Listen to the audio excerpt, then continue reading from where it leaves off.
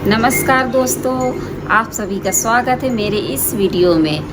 मैंने पिछले वीडियो में बताया था कि कालिदास जी को कैसे ज्ञान प्राप्त हो। उनकी शादी हुई विद्योत्मा नाम की राजकुमारी से। जब विद्योत्मा जो राजकुमारी थी उनके अज्ञानता का, उनके महामूर्ख होने का ज्ञान प्राप्त हुआ तो उन्होंने उनको घर से निकाल दिया।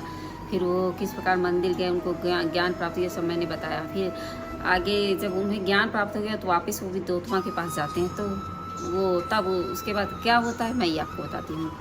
फिर वो जब ज्ञान प्राप्त करने के बाद घर जाते हैं तो दरवाजे पर खड़े होकर उनको संस्कृत से दरवाज़ा खोलने के लिए बोलते हैं अनावृत कपाटम द्वारम देहि, अर्थात दरवाज़ा खोलने के लिए बोलते हैं। तो उनकी पत्नी ने सोचा कि एक इतना महामूर्ख आदमी या अज्ञानी आदमी एक ही इतनी जल्दी कैसे संस्कृत से बोलने लगा, इतना ज्ञानी कैसे हो गया। तो उन्होंने संस्कृत में ही उत्तर दिया, अस्ति कश्चित् वाग विशेषा। फिर इस अस्ति कश्चित् वाग विशेषा से कालिदास जी ने 3 महाकाव्यों की रचना की। से है अस्ति कश्चित् वाग विशेषा से अस्ति उत्तरस्याम दिशि देवात्मा यानी कुमार संभव की रचना की, जिसमें शंकर जी के पुत्र कार्तिक के बारे में वर्णन है। और दूसरे महाकाव्य कश्चित् से उन्होंने कश्चित् कांता विरह गुरुणा मेघदूत का वर्णन किया, व्याख्या की, रचना की उसकी। और फिर वागार्थाव्यु संप्रयुक्तों से रघुवंश नामक महाकाव्य की रचना की, जिसमें रामचंद्र जी के वंशजों के बारे में बताया गया है, किस प्रकार उनको पुत्र नहीं होते थे, उन्होंने पुत्र प्राप्ति की, ये सारे वर्णन है। तो उन्होंने 3 शब्दों से 3 महाकाव्यों की रचना की। अब ये महाकाव्य केवल भारत में ही नहीं, विदेशों में भी इन पर गहन अध्ययन चलता है। अब एक महामूर्ख आदमी 3 शब्दों में पूरी दुनिया रच डाली।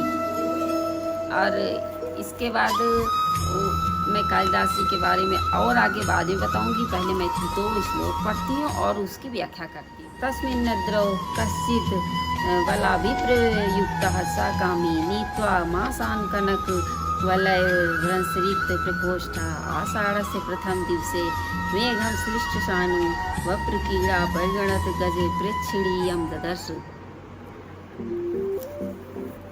मतलब मैंने ये स्टोरी बताई थी। एक यक्ष है जो कि रामगिरी पर्वत में रहता है अपनी पत्नी की विरह में।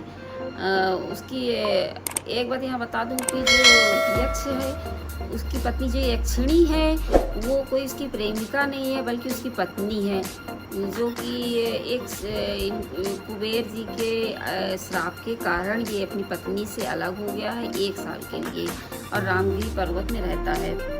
अब रामगिरी पर्वत में उसको 8 महीने बीत चुके हैं, 4 महीने चौमासा रह गया है। और चौमासे में भी आषाढ़ मास का इसमें वर्णन है, लेकिन बहुत सारे कवियों ने आषाढ़ के प्रथम दिन को नहीं माना है, उन्होंने आषाढ़ के अंतिम दिन को प्रथम दिन माना है, ताकि जब अंतिम दिन होता है तो सावन लगने वाला होता है और मेघ बहुत ज़्यादा आ जाते हैं।